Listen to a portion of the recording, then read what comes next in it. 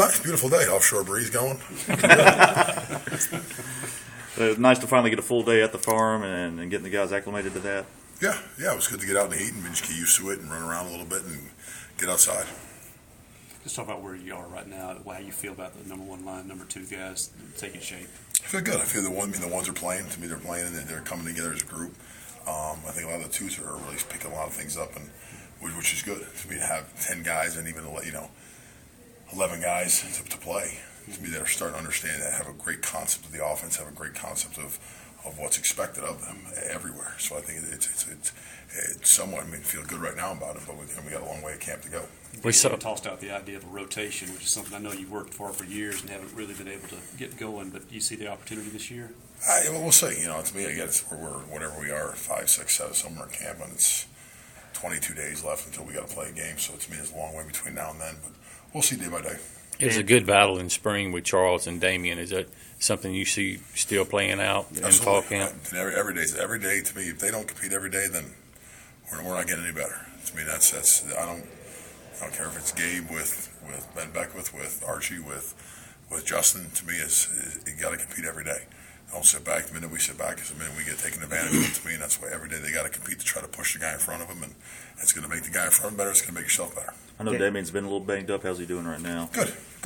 Still working through, but we'll see. To me, a lot of it's the first day outside and the first day, really the second day in pads. Yeah. To see what we got. To me, a lot of things are good when they're running around with helmets on, and the underwear status of things. To me, everyone looks really athletic. Yeah. To me, now you put it all together. That's where a lot of things, the physical part, not just the mental part, comes together. So. Again, we'll keep going and we'll keep seeing. With all this experience, and Damian told me back in the spring, he feels like the guys don't feel as much pressure to perform this year because they've just been there longer, they've been together longer, and feel like that they have a better grasp of things. Better feel pressure to perform.